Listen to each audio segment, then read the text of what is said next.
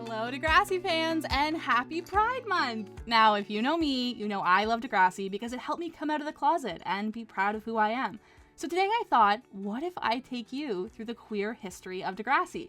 I want to go back to the very beginning and introduce you to someone who was monumental in the inspiration of our favorite TV show. A member of the queer community whose open mind, passion for helping others, and sincere love for his neighborhood helped build the foundation for the world of Degrassi. His name is Bruce Mackey, and unfortunately, he passed away in 1997 due to cancer. But the impact he left behind is one that is still felt and recognized even today. And if you haven't heard about him, well, I am proud to take you through the story of Bruce Mackey, a gay man who's recognized as the Grandfather of Degrassi. And we're going to learn all about Bruce and the impact he's made on the Degrassi Kid podcast.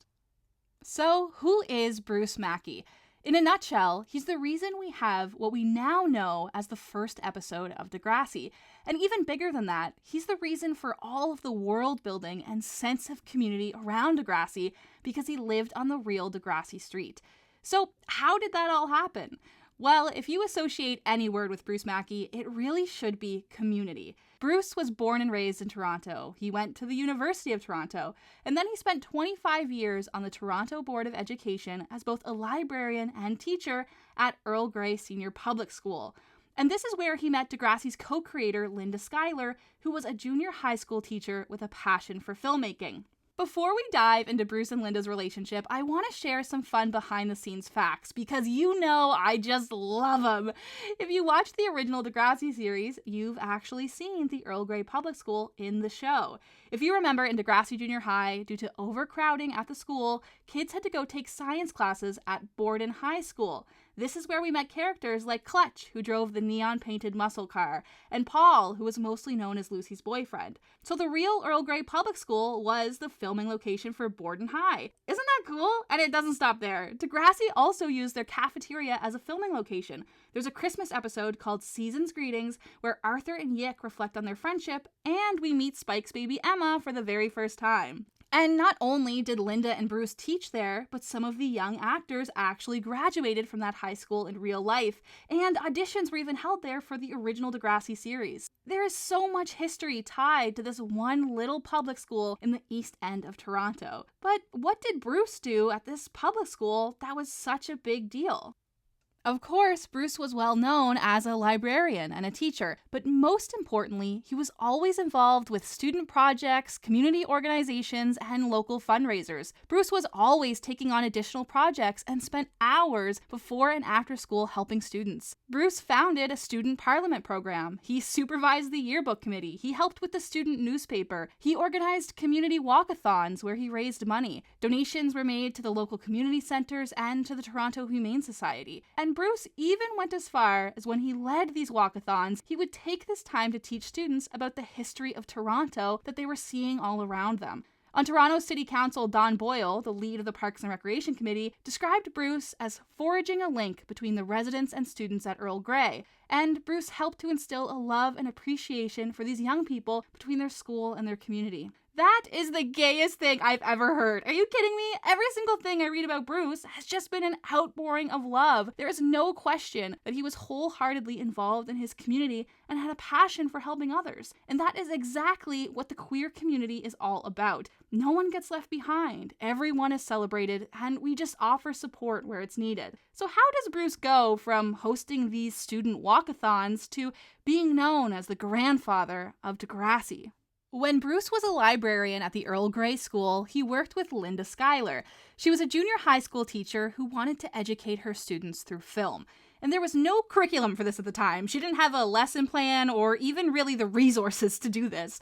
Linda was running the first multimedia classes before it was even really a thing, and she was doing so on 8mm cameras. One thing that was a big shock to Linda as a first-time teacher was the amount of diversity in her classroom. When she opened that door for the very first time, there was a mix of ethnicities and religions and languages filling up her classroom. And this gave her an idea to do a documentary with her students students called Between Two Worlds. And this is fascinating because Linda's actually a British immigrant who came to Canada when she was a kid. She shared before that as a young white girl with a funny accent, she got bullied and had a tough time at school. So she couldn't even begin to imagine what these kids with diverse racial and ethnic backgrounds were going through. Some of them spent their time at school speaking English and experiencing Canadian culture, then would go home and speak different languages with their family. To make this documentary, Linda reached out to the school's principal, and she was able to get some funding. However, she was a school teacher. She wasn't a filmmaker, so she signed up for a crash course at the Toronto Filmmakers Corporation and had just enough money in her budget to hire a professional editor. This story is insane to me. First of all, knowing this history, Degrassi makes even more sense. Each episode was made by a teacher who wanted to help students tell their authentic stories without judgment. That is absolutely a core value in every single version of Degrassi that we have. And this story is just so inspiring. From here, Linda goes on to create Degrassi. She felt like there wasn't any media for kids to see themselves in. And she said, "It was just one of those light bulb moments where I went, I guess I'll make it." And then it airs around the world. It has a 40-year legacy with multiple reboots and movies and books and websites. And here she is in the 70s signing up for a crash course on how to hold a camera. This story motivates me through life. Anytime I start a project or I'm working on something that just feels too big for me, I tell myself, Jocelyn, you're in your Linda era. If I just work through this and try my best, there is so much potential ahead of me and I can do anything. Like when I started making this podcast, I didn't even know how to upload it to Spotify. And now I'm your favorite podcast to listen to. Okay, I'm just joking, but truly, here's Linda trying her best to teach herself and then go teach her students. And there's Bruce, filled with all of this community connection and desire to help people. So he orders Linda some books on filmmaking, and the rest is literally the history of Degrassi. And this is the perfect time to take a pause and tell you if you're interested in the history of Degrassi like me, you'll be able to find some really cool one-of-a-kind pieces in my Degrassi collection, and I'll be giving you exclusive access to them on Patreon. Real filming notices that went out to the Degrassi community, promotional materials for the original episodes, and so much more. And you can find it all at patreon.com/DegrassiKid, which will be linked in the description. And even more fun, next week I'll be doing a Q&A, so you can leave some questions for me over on Patreon. Of course, there's a lot more to the history of Degrassi between Linda's documentary and the first episode. Linda meets up with the director, who we now know as the future Degrassi co-creator Kit Hood. Together, they make a documentary called Jimmy Playing with Time about a real-life marathon piano player. And I'm not always going to point them out, but big Degrassi fans will be able to pick up on a lot of names behind the scenes that become inspirations for future characters, so make sure that you're paying attention. From there, Linda and Kit create the Playing with Time production company, which was mostly intended to help Kit with his commercial work, but becomes known for creating the Degrassi series. And trust me, there's a lot of really fun details in these stories that I would love to tell you about, but I'm pretty sure you can probably read about them in Linda Schuyler's upcoming memoir called The Mother of All Degrassi, which just so happens to come out on my birthday this year on November 15th, and you can pre-order it on Amazon. I'll link it in the description. And not sponsored, by the way, just a fan, but I am available. But in this episode, I really want to focus on Bruce. I think Bruce's story often gets lost in all of this amazing history around Degrassi, and it's huge to me that we take the time to give Bruce the recognition he deserves because of this next story. Linda was doing everything she could to learn about making films. So, as the school's librarian with a knack for helping people, Bruce ordered filmmaking books for Linda. One of those books was called Ida Makes a Movie, and I actually own this book. I'll post about it on my Patreon page. But Bruce was embarrassed because it actually turned out to be a children's book. It wasn't going to help them at all. Ida was a cat who entered a filmmaking competition with her friends, and together they made a film all about garbage in their community. Despite the mistake, Bruce and Linda thought it was a really powerful story about community and the impact of storytelling through film. How perfect! And the craziest part of this story is when Linda set out to get the rights to this book, she hired an entertainment lawyer. And that entertainment lawyer was Stephen Stone. If you don't know, Stephen Stone is now Linda's husband, and he went on to become a co-executive producer on Degrassi: The Next Generation and Degrassi Next Class with Linda. He helped write the famous Whatever It Takes theme song. He developed the Degrassi TV website. And here we are in the 1970s when Bruce Mackey just ordered the wrong book by mistake. Linda also flew out to New York to meet with the book's author so she could secure the rights and strike a deal. And from there, Linda and Kit and their little team worked on their first fictional short film called Ida Makes a Movie. Catherine Ellis, who would go on to become Degrassi's publicist, said, "The cats became kids, the book became a script, and the first step was taken on what would become a very long street that stretched around the world." Ugh. Amy Jo Cooper was an office assistant at Playing with Time, and she turned the book, Ida Makes a Movie, into a shooting script. Philip Earnshaw, who continues to work on every iteration of Degrassi until 2017, at the time was just a recent film school graduate. He worked with Linda on her previous documentary, and he was hired on to help out behind the scenes and operate the camera. But one of the most impactful decisions was just made on a whim. They had it all ready to go, but where were they going to film it? If anyone was going to step in with a generous act and offer up their home, it was going to be Bruce Mackey, and he just so happened to live at 98 Degrassi Street. The first episode of Degrassi was never intended to be the first episode of Degrassi. In 1979, Ida Makes a Movie was just a standalone short film made by a couple of people who wanted to experiment with filmmaking. So they scraped together some grants and loans, and they headed over to Bruce's house with 3 young actors who played Ida, Cookie, and Fred. From there, it took 1 full year before the next short film was made, called Cookie Goes to Hospital. This time we saw the Degrassi Street signs, we heard about a Degrassi Street Club, we saw the Degrassi grocery store. The world building of the Degrassi community was starting to take place. But still, it wasn't the kids of Degrassi Street quite yet. Another full year later, in 1981, they created another short film called Irene Moves In, and then Noel Buys a Suit. Every episode, a new kid got added, and they told even more stories about the kids on Degrassi Street. And not only was the cast growing, but the crew behind the scenes was as well. Musical composers like Louis Manny and Wendy Watson, film editors like Yan Moore, writers like John Bertram. Degrassi's community behind the scenes was becoming bigger and bigger with each film.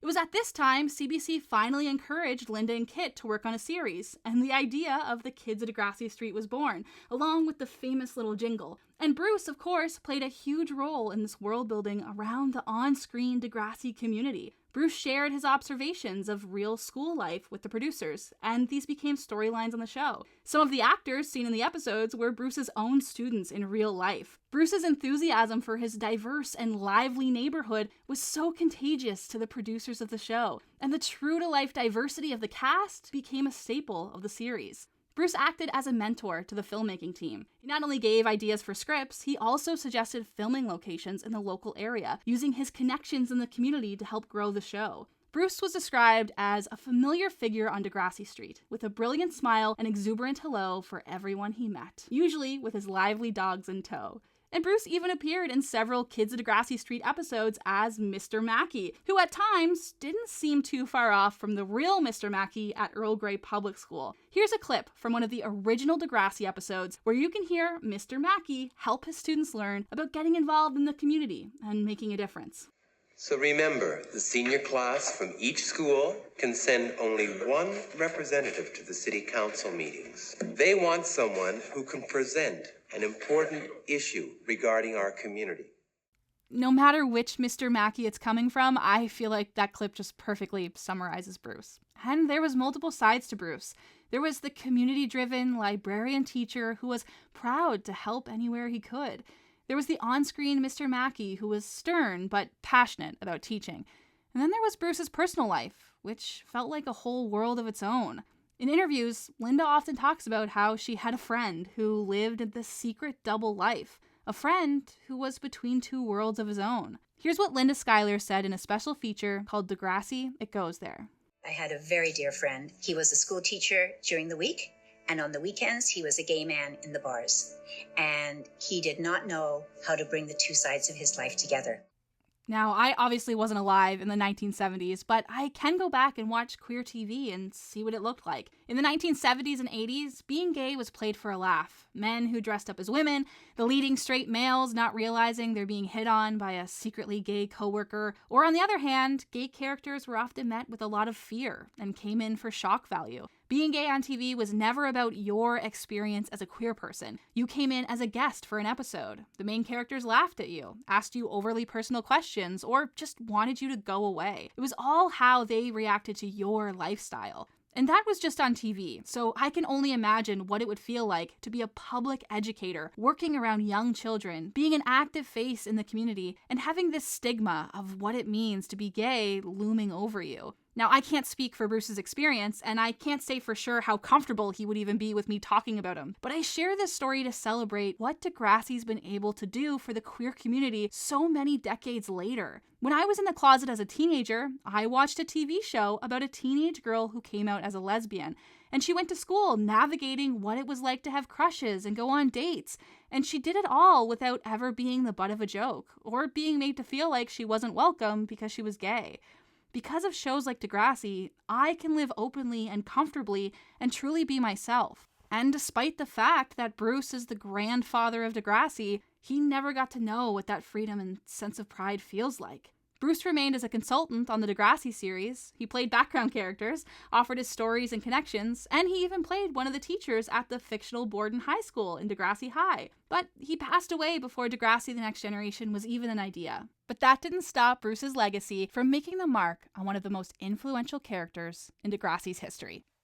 Marco Del Rossi was the first openly queer main character on Degrassi, but there's still a little bit of queer history before Marco's iconic coming out moment that we just have to get into. In the 80s, Snake had an older brother named Glenn who came out of the closet, but just like every other TV show, Glenn was an older white male who came in for a guest spot and everyone processed how they felt about his big news. After this one episode, Glenn was gone and never heard from again.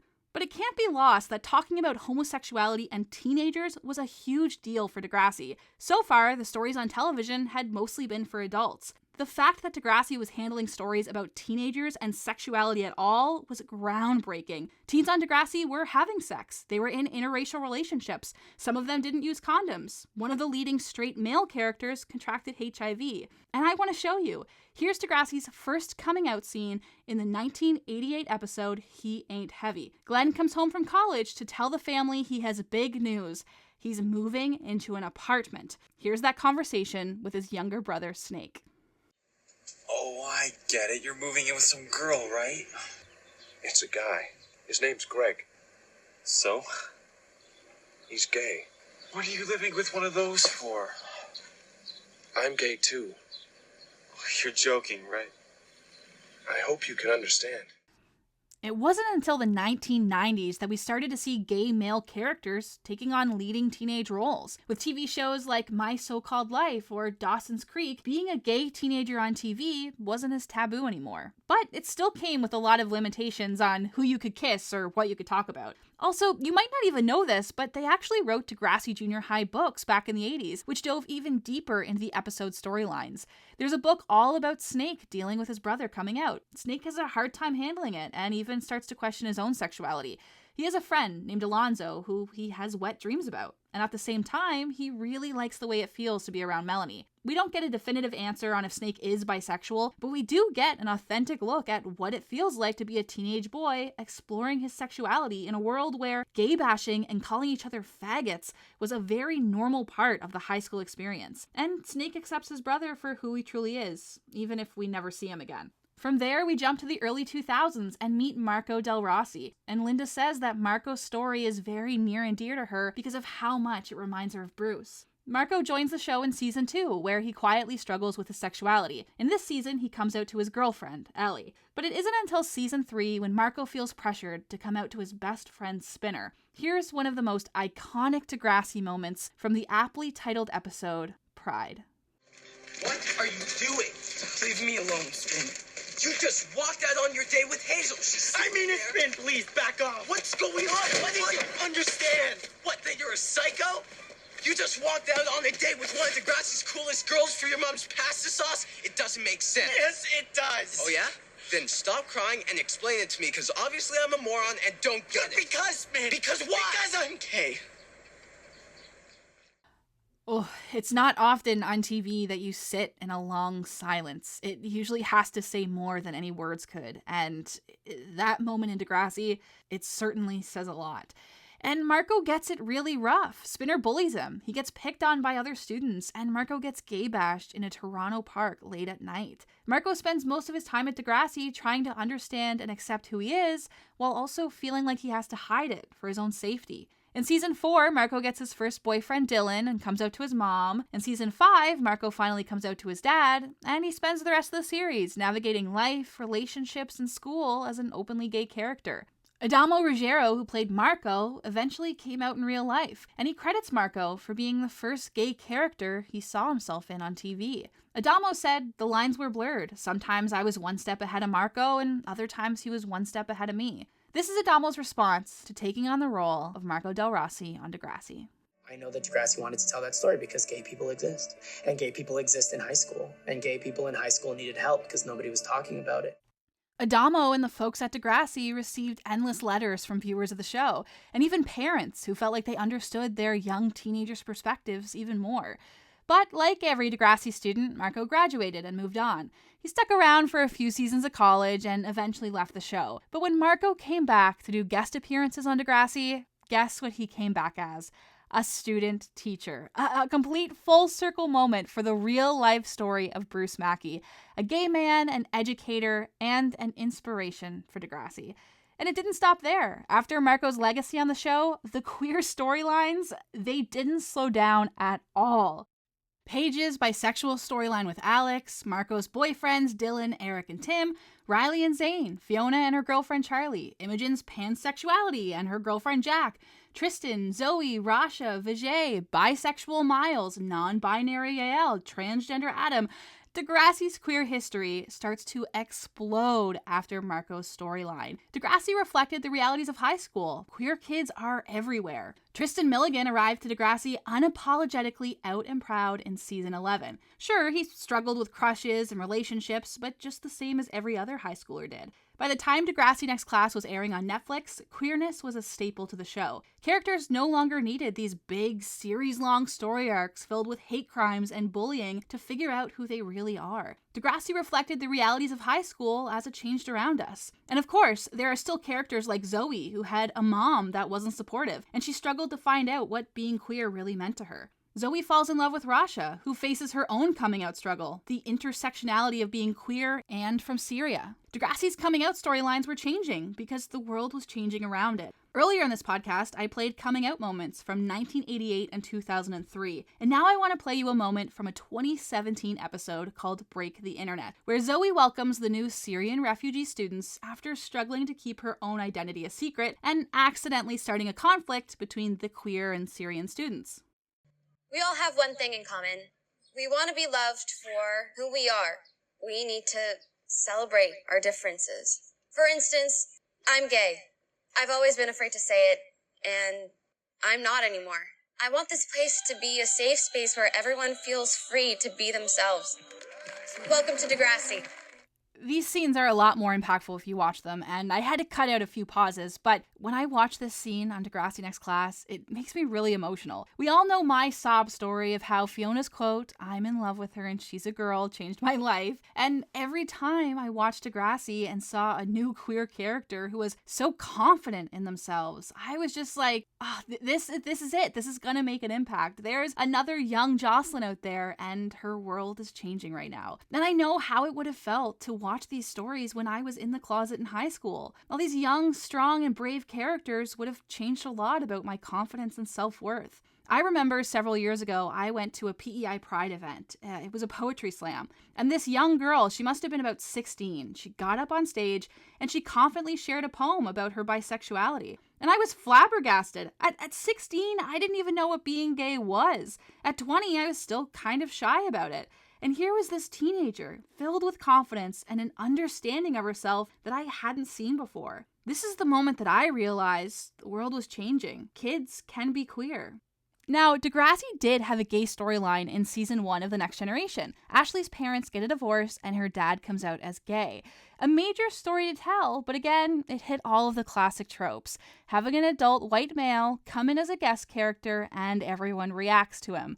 Then he goes off and we never really know what it's like to be gay. In Degrassi Junior High, the character Caitlin starts to have confusing dreams about her teacher who may be a lesbian. A revolutionary topic to address at the time that just didn't push it far enough. It wasn't brought up again, and it didn't really have any long-term effect on any teenage relationships. But Degrassi does have a deep and impactful queer history embedded in its story. If you contextualize the time period of when these stories were being told, Degrassi was always one step ahead. Sometimes they gave into the tropes of storytelling around gay characters. In the 80s, they had Glenn Simpson come in for a guest spot, be reacted to, but they were one of the first to do it in a teenage context. Queer characters tend to be killed off in TV shows, and that was the case for the trans character Adam, who was also played by a cisgender actress. But they were the first show to have a trans teen character. And at the time, it was celebrated by the queer media and won GLAAD awards for its queer storytelling. And it's no question that Adam helped a lot of trans kids feel seen, heard, and represented. Degrassi introduced the homophobic Baker family after a Christian fundamentalist organization boycotted them for telling queer stories. They used this family to teach teenagers and parents why homophobia and transphobia was wrong.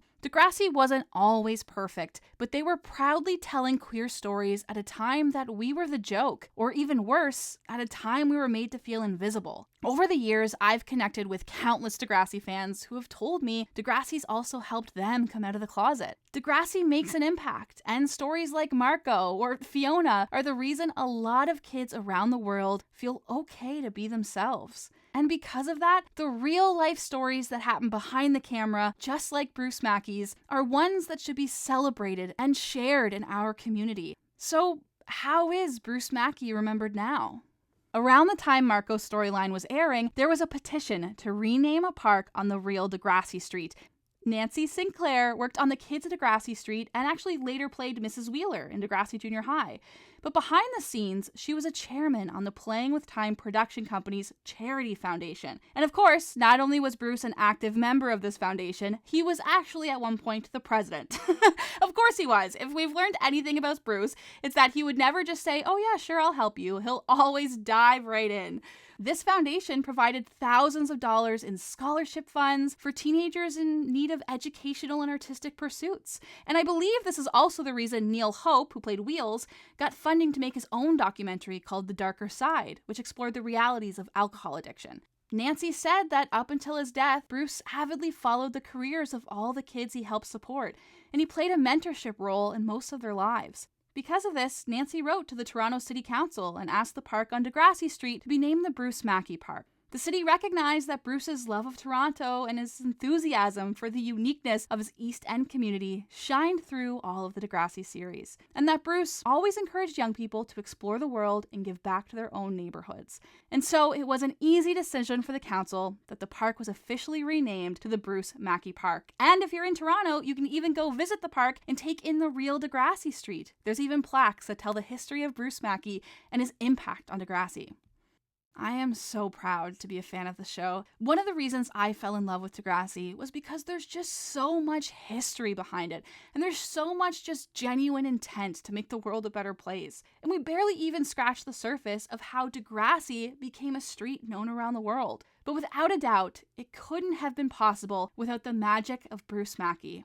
Learning that Degrassi had all of this queer history in its roots just made sense. It's a show that encourages you to celebrate who you are. It takes you seriously, and it doesn't make you the butt of a joke. For me, it's not that Bruce was just a gay man who happened to take the wrong library book and accidentally created an entire franchise. It's that Bruce's sexuality was one he had to keep a secret. As an educator, as a volunteer, Bruce selflessly put his community first, even if that community might have resented him if they found out who he truly was. Bruce celebrated the uniqueness and courage of everyone around him for being themselves. He supported young people in their dreams. He helped create a TV show that told authentic stories about life, and he couldn't open up about his own. And all of that is rooted in the core values of Degrassi. Degrassi's my favorite show, and the impact of Bruce Mackey, the grandfather of Degrassi, is just another reason why. And I hope in any future Degrassi reboots, his often forgotten legacy can be brought back and celebrated for future generations. Maybe another Mr. Mackey will grace our screens in the future. But for now, I want to wish you a happy Pride Month, and thank you for listening to the Degrassi Kid podcast. And of course, I want to take this time to thank my Patreon supporters: Evie, Max, Teal Joyce, Annie Clark, Sarah J, Ashley, Wilson Gonzalez, Stevie Jarawa, Brittany Brown and Brittany Bargy, Steve Emerson, Lucy Schwent, Rachel Miller, Kimberly Warren, Najama Atawakin, James Nixon, Christy, and Adrian for their monthly support of the Degrassi Kid podcast. I just couldn't do it without you guys. Happy Pride!